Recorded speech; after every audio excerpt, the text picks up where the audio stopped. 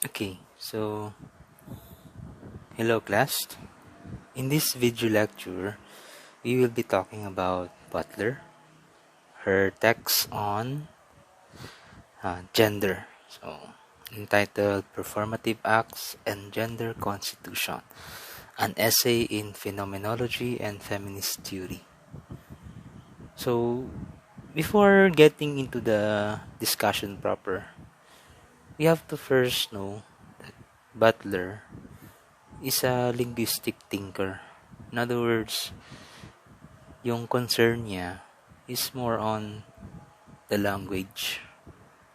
So when she talks about gender, she is talking about it in a linguistic way. So this is more on the semantics, how the concept of gender is given sense to, or is given meaning to.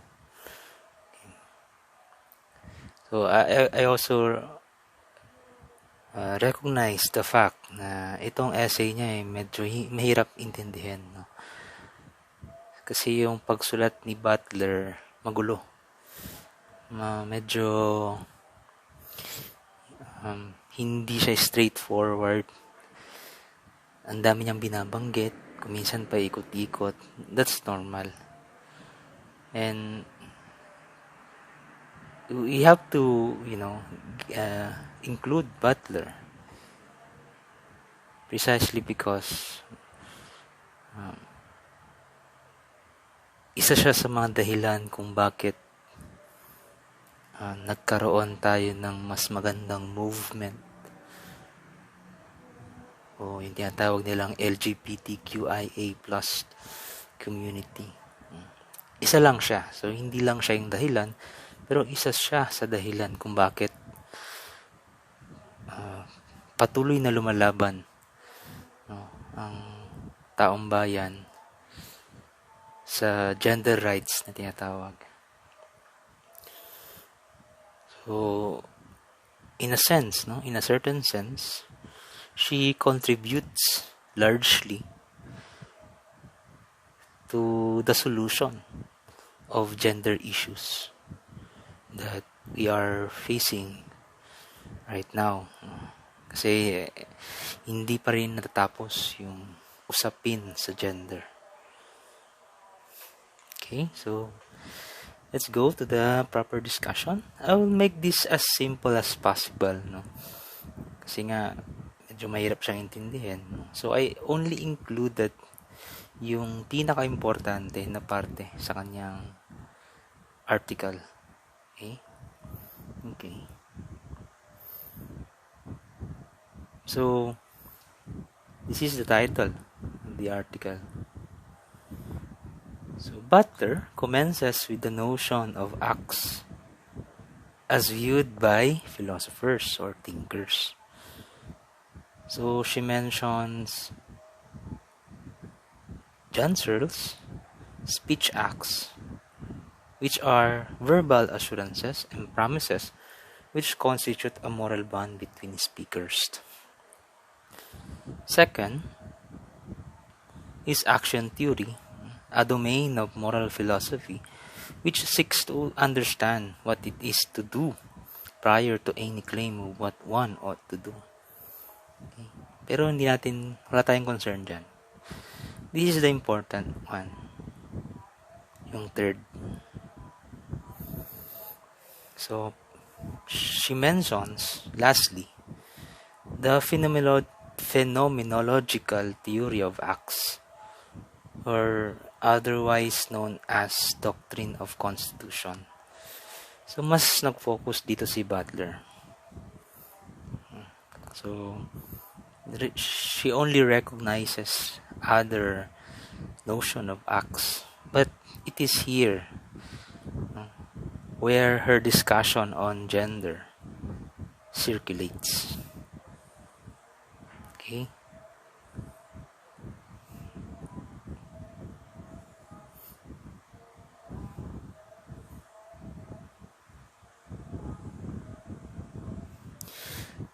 So, Butler's radical use of the doctrine of constitution.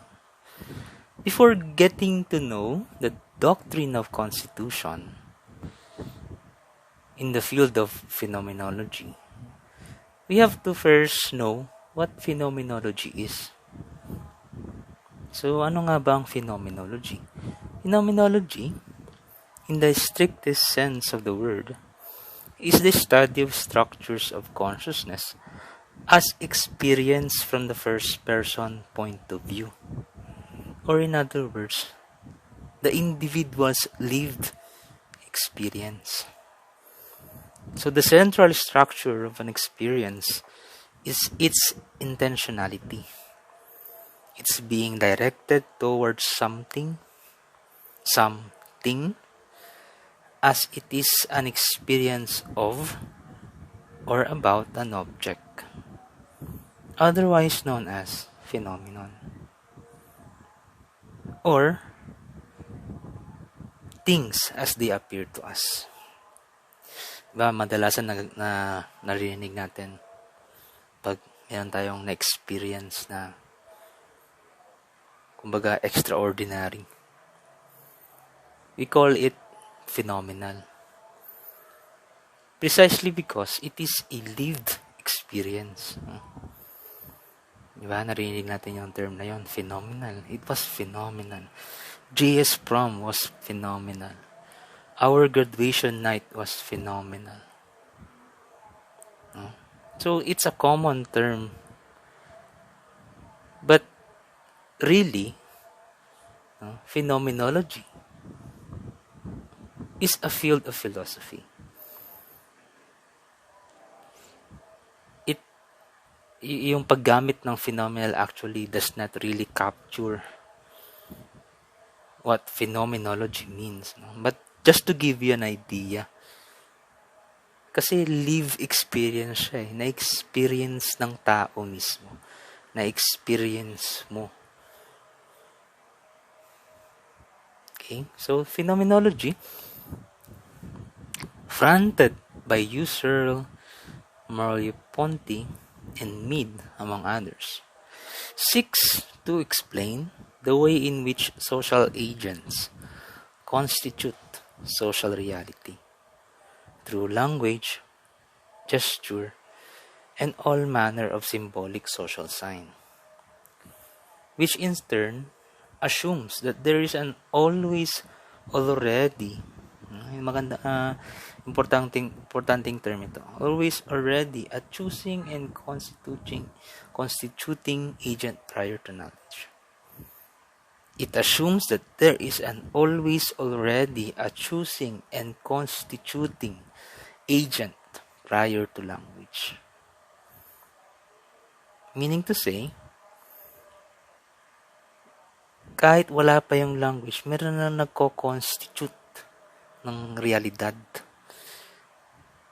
Which in this case, yung social agent, social agent is the I or the individual.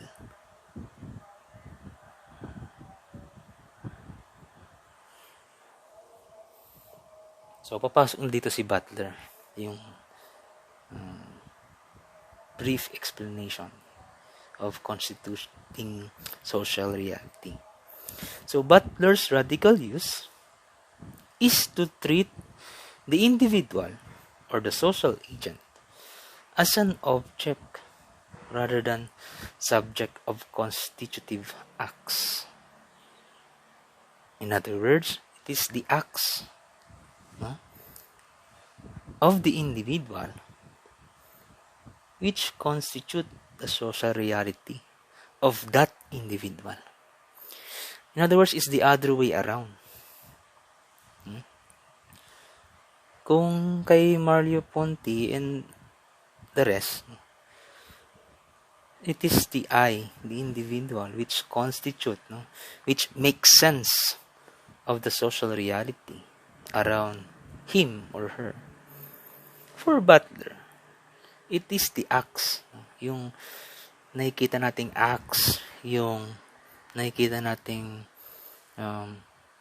ginagawa ng individual na siyang nagko-constitute ng ating realidad. So, parang binaliktad niya. She took a 180-degree turn against the common notion of phenomenology. So, ibig bang sabihin ito, wala tayong liberty, wala tayong freedom? Hindi. Sana mas lilinaw pa ito mamaya. Meron. Sabi ni Butler, meron pa rin. Since gender is performative and it is performed, somehow the individual takes part, or at the very least contributes to the notion of gender with which he or she is trying to express or to show to the world. Okay? So, phenomenology's theory of constitution. So, again, Butler draws from theatrical, anthropological, and philosophical discourses, but mainly from phenomenology, to argue that gender identity is a performative accomplishment, contesting the social convention that there is only a binary of gender, meaning to say that there is only man and woman, boy and girl, masculinity and femininity. It is here where Butler mentions Simone de Beauvoir. Si de Beauvoir was a woman, French philosopher, who started actually the discourse, yung usapin. Siya yung nagsimula ng usapin patungkol sa woman. So, we have to know again, no? Bago ang usapin ng gender, merong usapin ng woman. Yung konsepto ng woman or pagiging babae. So, Simone de Beauvoir, who wrote the Second Sex book, is mentioned by Butler.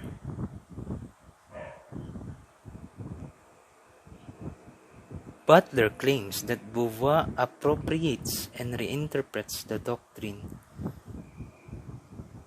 of constitution. Quoting Beauvoir, ito yung famous line ni Beauvoir.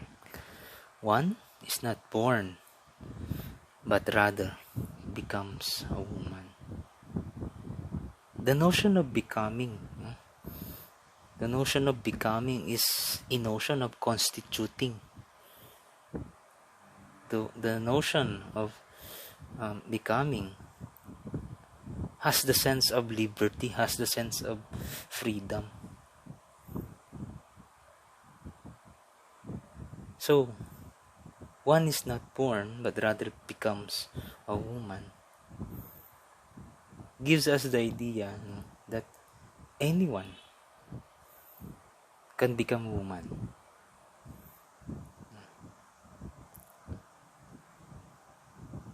Or any gender for that matter. Because we're talking about Butler and her concept of gender. So, Beauvoir's statement is twofold. First, gender is not a stable identity. And second, gender is not a locus of agency from which various acts can be made. So, yung una, hindi nga talaga siya stable na identidad. Na identity. Kasi nga, becoming, it's in a state of becoming. It is in a state of, not fixed position.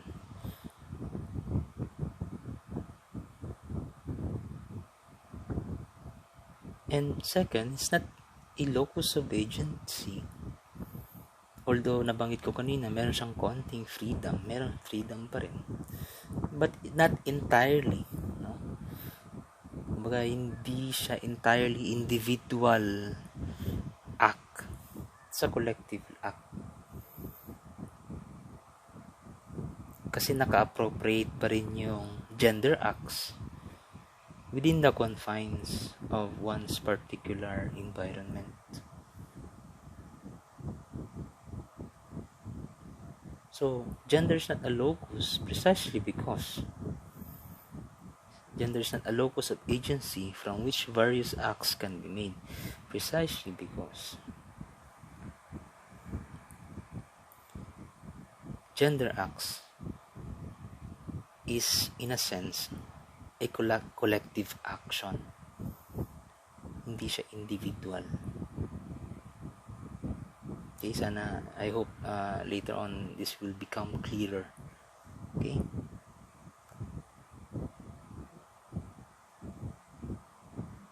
So, phenomenology is theory of constitution.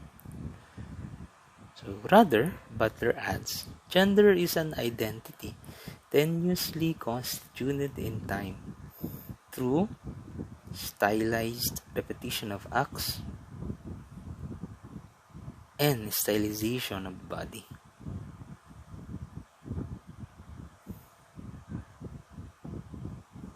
So with this, for Butler, a transition is actually made from such a formulation of gender identity. So gender moves from a substantial model of identity, meaning stable identity. Kasi dati, substance ang tingin natin sa gender. Kung meron kang male genitalia, lalaki ka lang. Kung meron kang female genitalia, babae ka lang. No one can go any further than that. So, yung essence natin ng substance noon ay nagbago. So, from a substantial model of identity to constituted social temporality. Kasi nagbabago. We have to keep in mind that gender is changing. It is even, evolving every day. Kaya nga, ngayon, I think we have, yung ibang nagsasabi 52, yung ibang nagsasabi 64 genders. Precisely because it is constituted every day. So, not in a fix. No?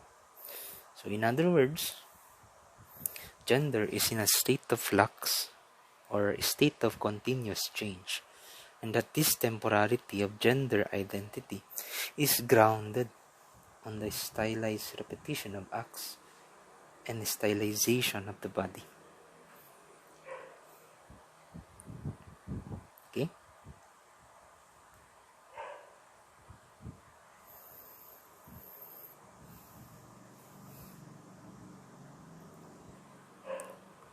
Punta naman tayo sa feminist views in contrast to the phenomenological views that we have mentioned. So, Butler states that feminist theory has often been critical of naturalistic explanations of sex, that is, female and male, and sexuality, that is, femininity and masculinity. Femininity and masculinity, that assume that the meaning of woman's social existence can be derived from some fact of their physiology. If you are a male, you should be a man. If you are a female, meaning you have a female genitalia, you should be a woman. So, napansin ni Butler na one of the common grounds of feminist theorists is that they are critical of naturalistic explanations ng physiological, yung biological make-up ng isang individual. Kumbaga nakakulong sa binary gender na yon, na kapag meron kang female genitalia, babae ka lang. Kung meron kang male genitalia, lalaki ka lang. However, it is in here, Butler mentions Merleau-Ponty one of the phenomenologists I mentioned a while ago. So, he's a philosopher who wrote The Phenomenology of Perception, precisely the section on the body in its sexual being. He says, Merleau-Ponty says, body is an historical idea rather than a natural species. Meaning, historical idea siya. Kasi it is constituted in time. Okay, I repeat, the body is an historical idea precisely because it is constituted in time.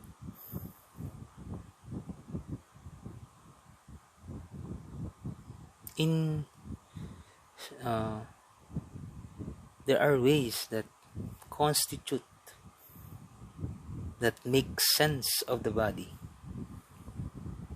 that can only be done through time. Tulad ng sabi ko kanina, di ba? Nadadagdagan ng ating gender araw-araw, yearly.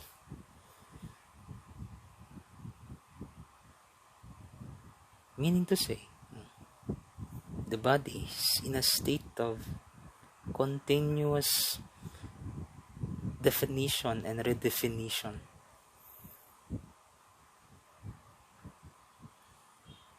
So, Butler adds, quoting Beauvoir and Merleau-Ponty, woman, or any gender for that matter, is an historical situation rather than a natural fact. I only added this one, or any gender.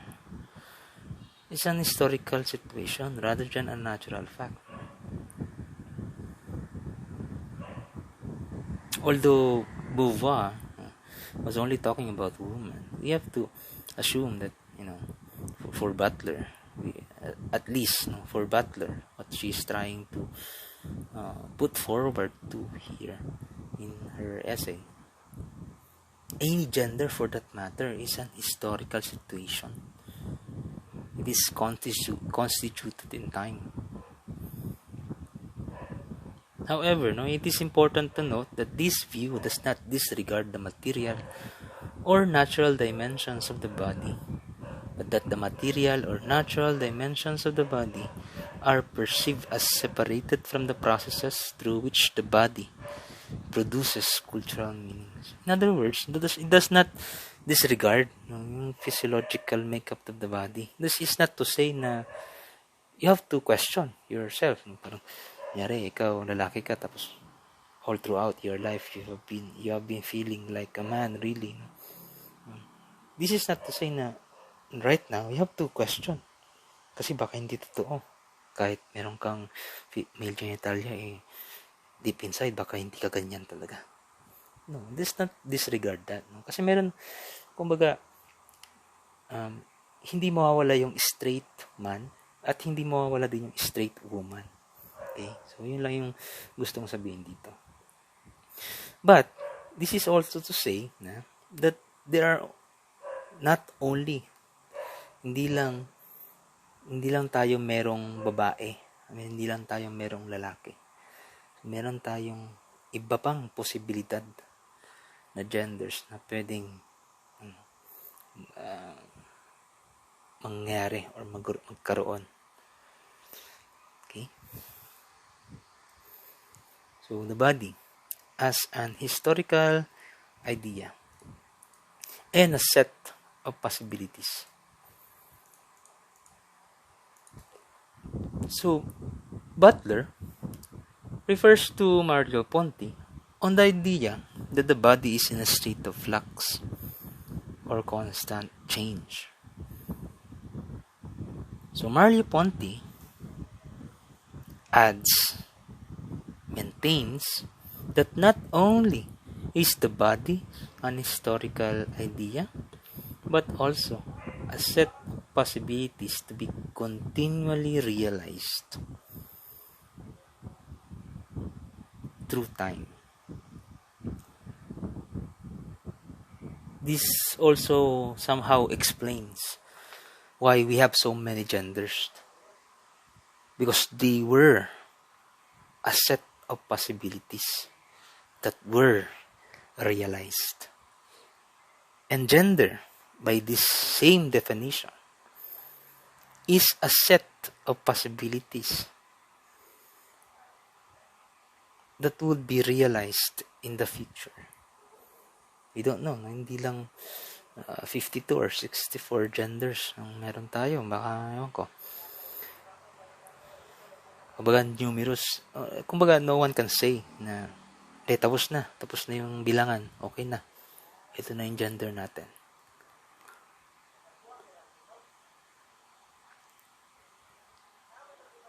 Okay? So by this, it means that the body gains its meaning through a concrete and historically mediated expression in the world. In other words, gender acts which have been produced and reproduced all throughout history up until now make up the present-day concept of gender. This also explains why there are so many genders, sinasabi ko kanina, being produced and reproduced, being lived and relived every day.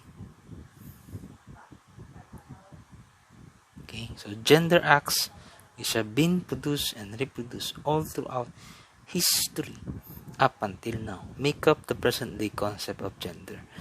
This also explains why, sabi ko nga kanina, kakaroon ng panibagong mga genders.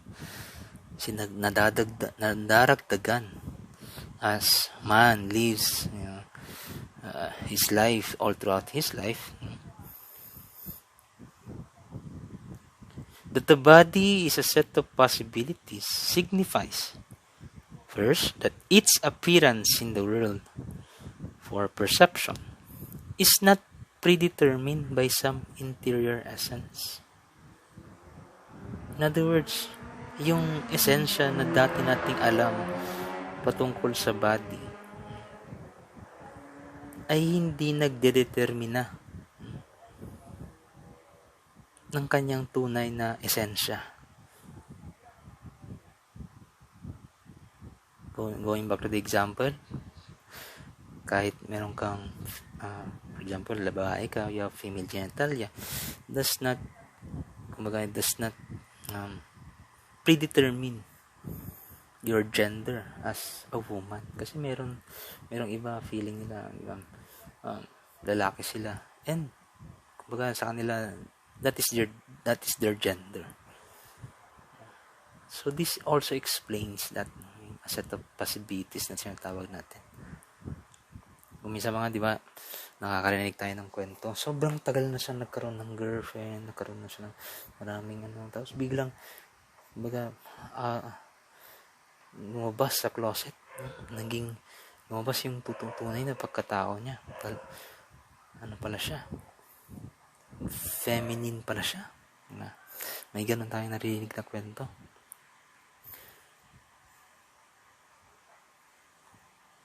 Second, that the body is a set of possibilities signifies that its concrete expression in the world must be understood as the taking up and rendering a specific set of historical possibilities.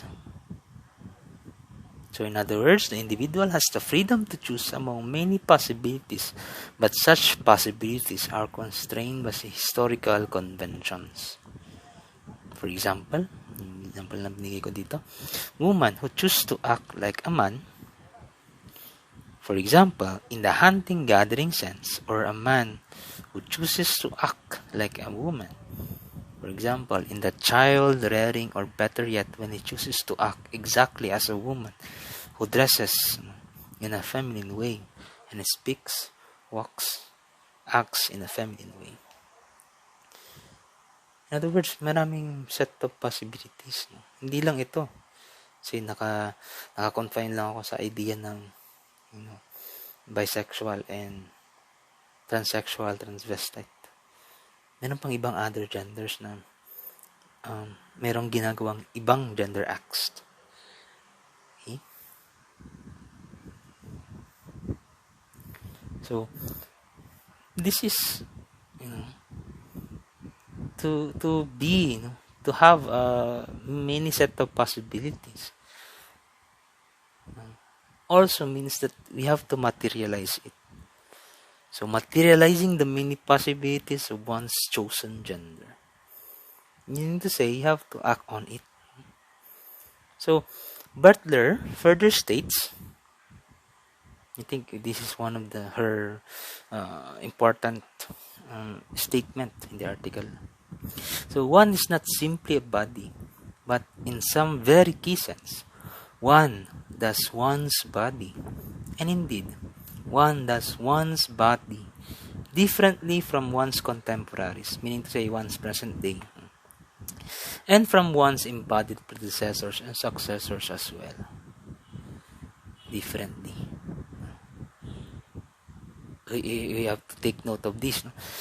In other words, yung notion na meron tayo ngayon about gender, na nakapaloob lang sa, for example, ang binary gender na alam mo lang is female, male, bisexual, diba? Yung alam mo lang gender, kasi pag when you say binary gender, male and female lang.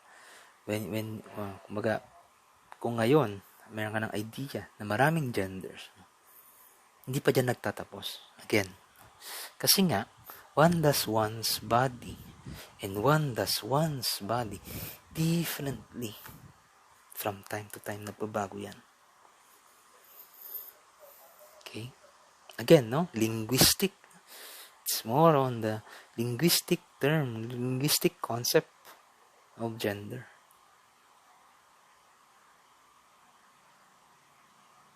Okay? So, you have to really take note of this. So, parang dito lumalabas yung pagkakaiba ni Butler sa ibang feminist thinker or any other gender thinker. Kasi for her, gender as performed and as performative, meaning, no, it necessarily means that one does one's body differently. In a certain sense, no, different from previous persons or peoples from all over the world, because we are talking about the universal concept of gender here.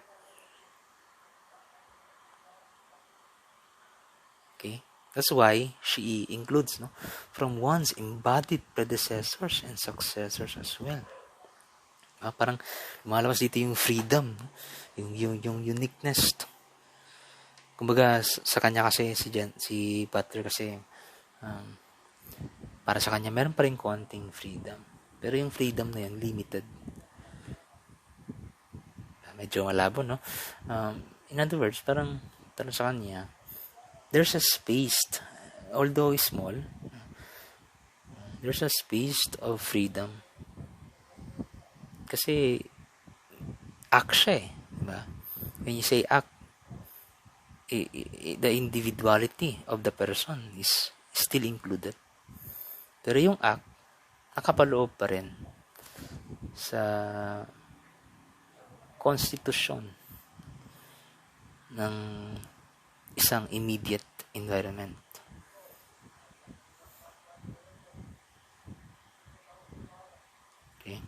Okay.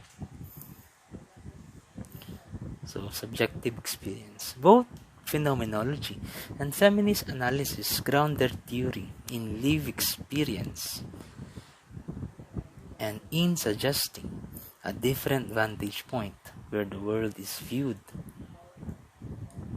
as a product of constituting acts of subjective experience. However, it is important to note that not all feminist theory agrees with such a point of view of subjective experience. So, for Butler, the feminists claim that the personal is political suggests that not only is the subjective experience is structured by the existing political arrangements, but that the subjective experience in turn affects and structures such arrangements. One does one's body differently. That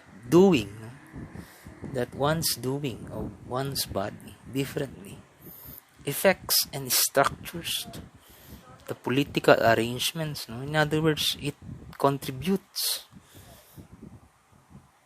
either adds or reduces in the concept of gender. So, example na nilagay ko dito, transvestites showcase the practice that women's clothing can also be worn, and sometimes rather exemplary. Minsan, nagugulat tayo. Kakita tayo ng babaeng ganda-ganda. And turns out, lalaki pala. Diba? In other words, sometimes men who wore women's clothing, they sometimes wore it exemplary, in an exemplary way, compared pa sa babae kung minsan. Kumbaga, daig pa. Yun yung term natin. Daig pang babae. Kung manamit. Case given na nilagay ko dito. Vice ganda. Donita knows. Tapos mayroon pa yung isa, yung dating host ng Wawawin. Nakalimutan ko yung pangalan. Hindi ko na nilagay. Pero naalala ko lang. Among others, no? Meaning to say, marami pa dyan, alam ko. But lalo yung mga sumasali sa pageant. Diba? Pageant pala ito ng gays. Parang magugulat tayo, tapos yung pala, ang gaganda nila, ganun. In other words, they have their gender acts, no? Precisely affect and structure the political arrangement, the existing political arrangement, no? Or how people see gender. Okay?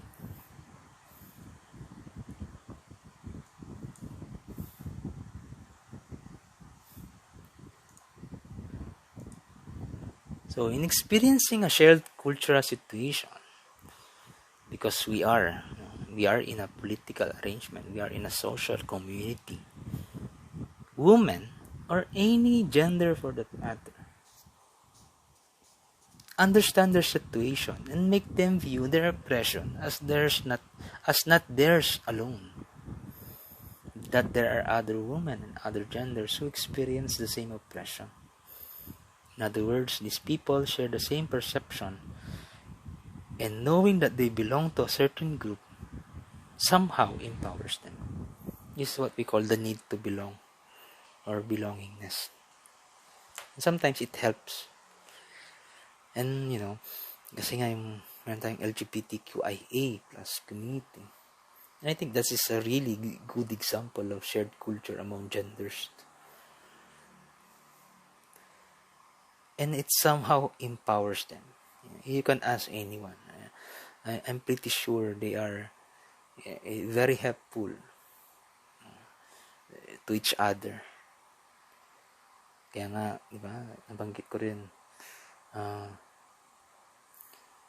yung isa sa mga rason kung bakit dumadami, kasi nga, mas nagiging open tayo sa konsepto ng gender. And for Butler, Butler began that thinking. Yung bang, we should not be confined with the binary of gender, meaning male and female. Okay?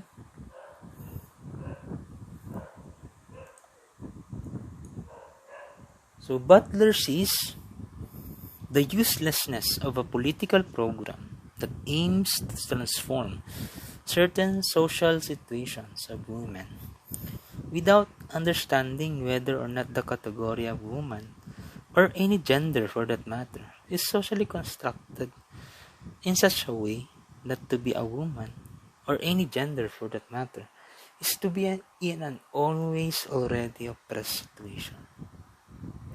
Always already oppressed situation.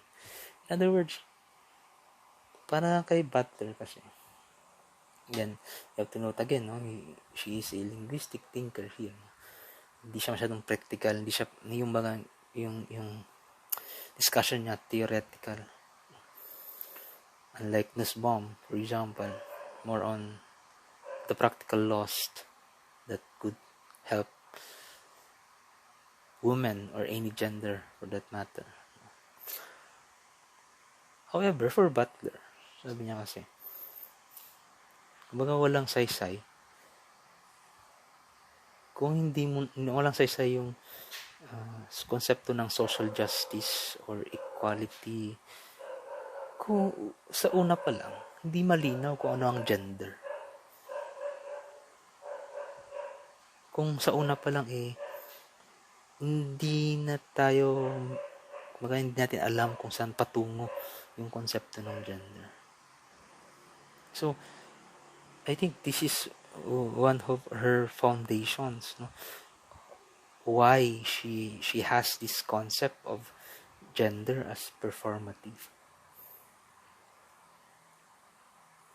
She has to, at least pinpoint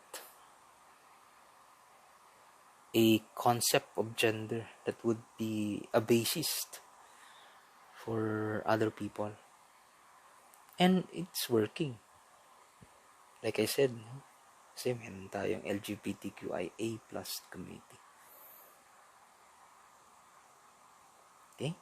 So for her, without a critique of gender constitution, feminist theory actually fails in its aim to meet justice for women or any gender for that matter. Precisely because yung pinag-uusapan sa category of gender kasi, sa concept ng gender, yun na mismo yung oppression. Kumbaga, yung example dito, pag nakakita ka na ng mga itsurang gay, we have this preconception na ganito siya. That is already an oppression. Ino-oppress mo yung subjective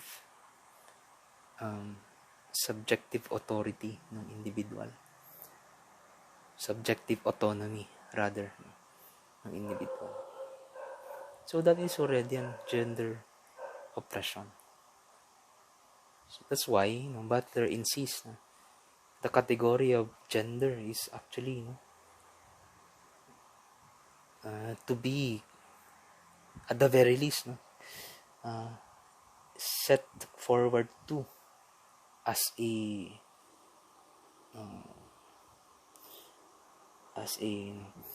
discoursed, not really a fixed definition, but rather to give some sense to. Okay? So the feminist theory does not succeed in Butler's view, precisely because of its failure to take into account the very structures within which gender oppression is experienced. In other words, in language. That's why we have this concept of Butler as gender as performative.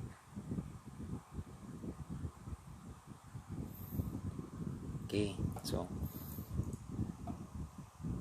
theatrical acts of gender and gender constitution.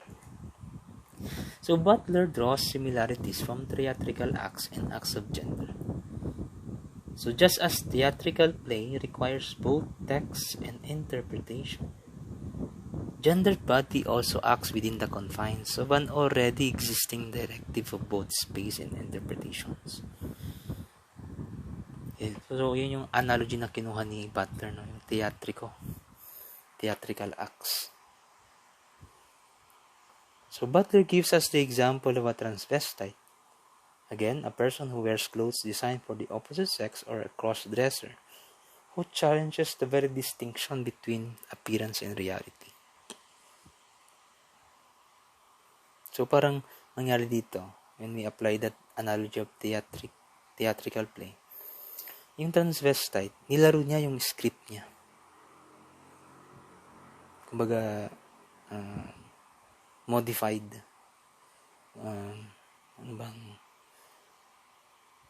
parang kumbaga nag-segue or edited she edited the script to make it fit to her personality or to his personality. So gender acts either conform to the social convention and expectation of gender identity or contest, which Butler seems to suggest such convention of gender identity through performing gender acts. So Butler asks us to refrain from thinking of the binary of gender as natural, as though there are only two genders when in fact we can only have more than two. Further, Butler argues that if gender attributes are acts, cultural signification is done through such acts, adding further to the claim that there are no fixed identities from which gender attributes might be measured. Kasi nga, signification siya eh. Ang acts, di ba? Individual acts, collective acts, no? These are done through time and these are done differently through time. So, logically, walang fixed identity.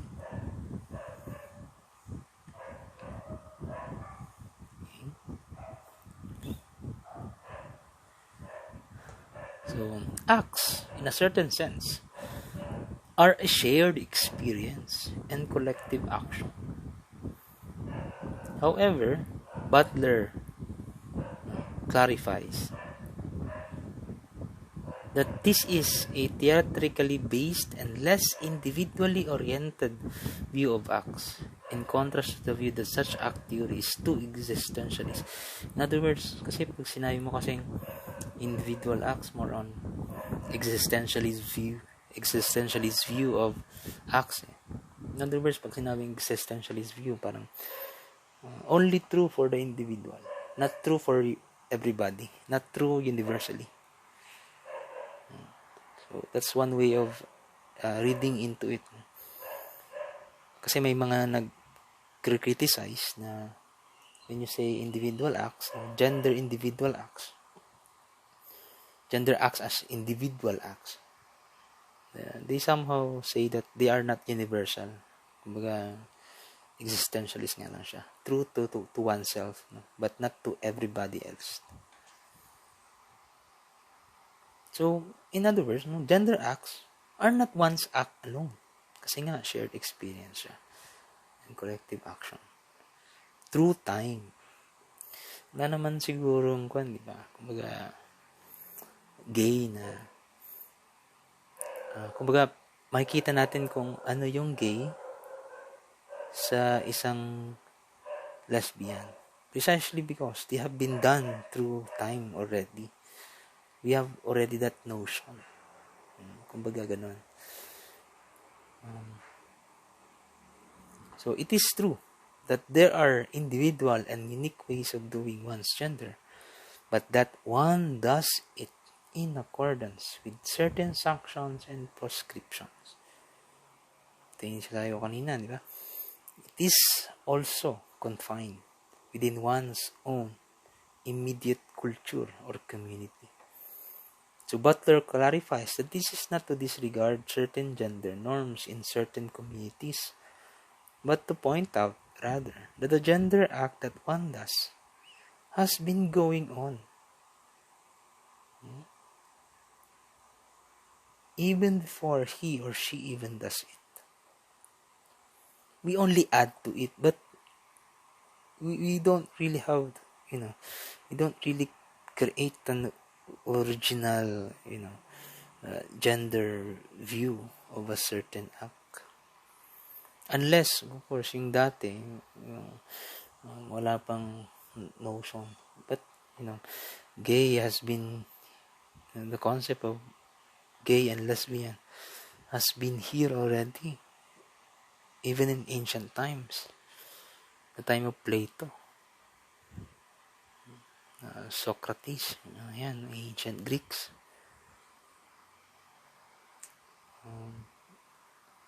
Bisexual has been rampant during those times already. So, how much more now?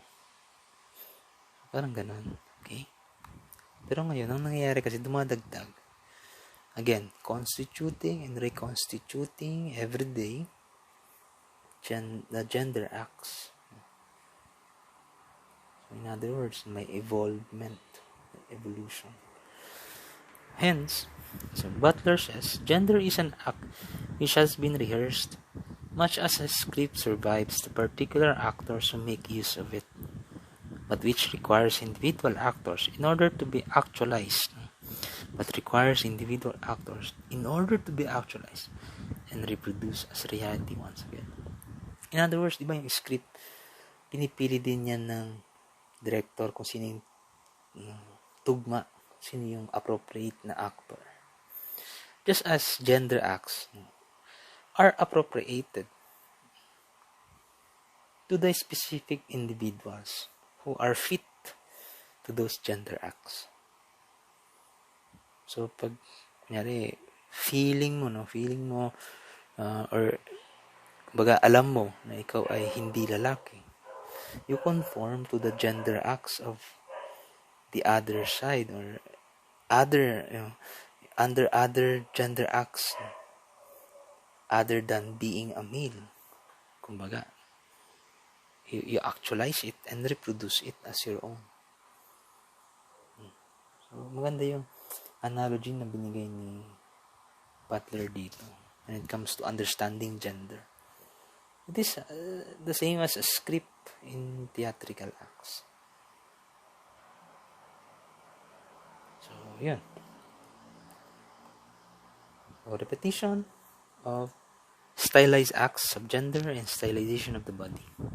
So, gender acts require repetition. That is, the reenactment and re-experiencing of a set of meanings already socially established. This has been discussed and been mentioned many times already a while ago. Na-establish na siya nare-repeat lang natin, and by repeating acts, kuminsan di ba may nadadagdagan tayo.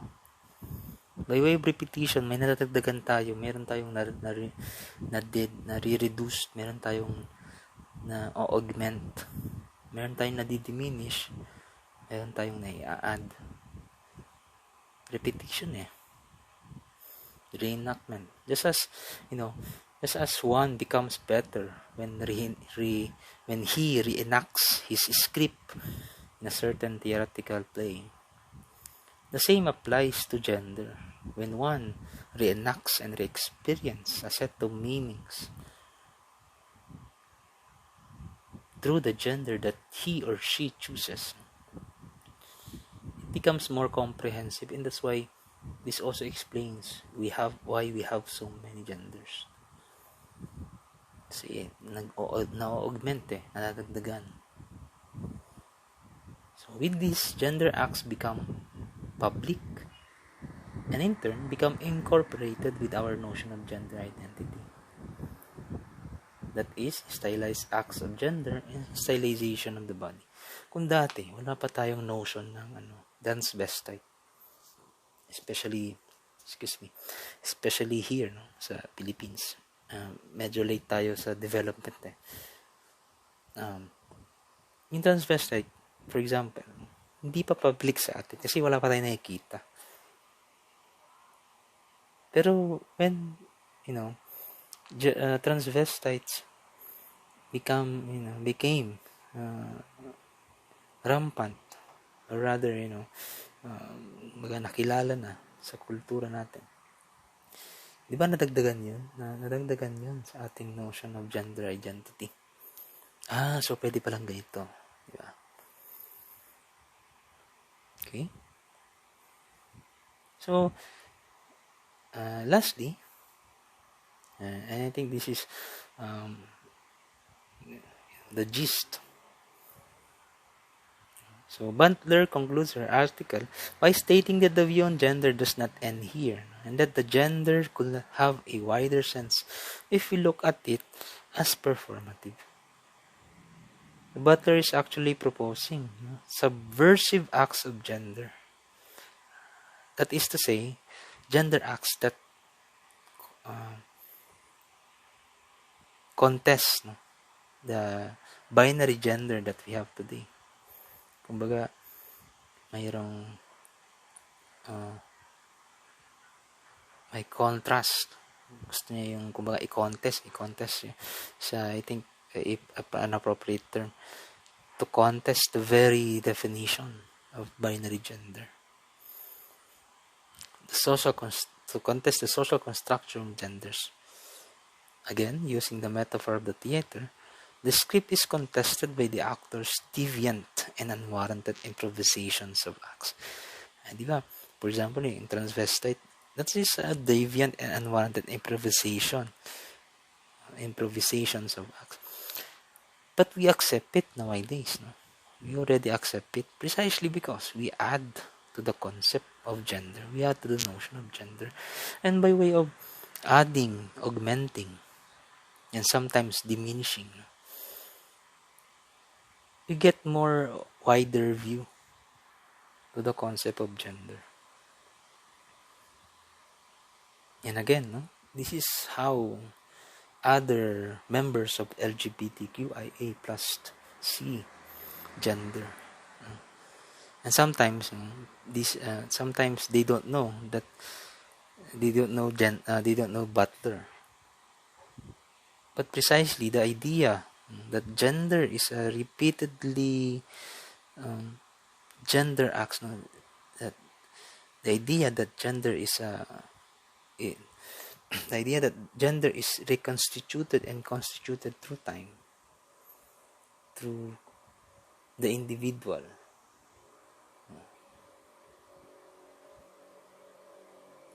Is to say that gender is continuously being constituted, given sense to.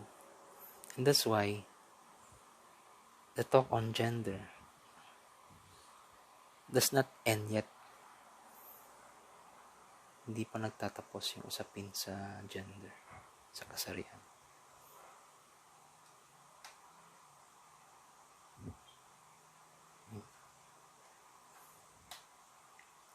Hindi pa nagtatapos ang usapin sa gender. So, I think that's the whole point of Butler in her essay.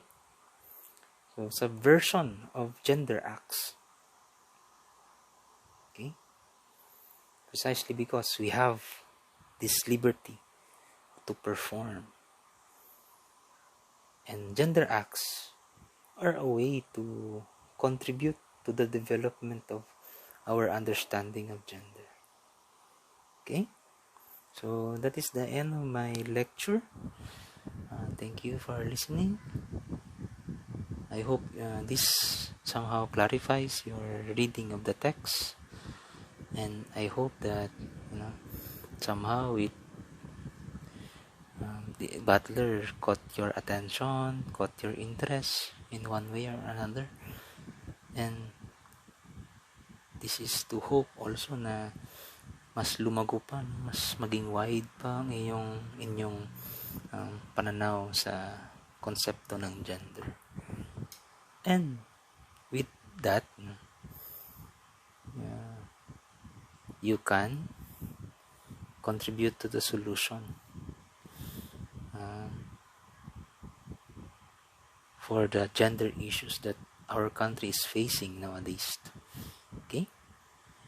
So, yun lang. Thank you for listening. Thank you.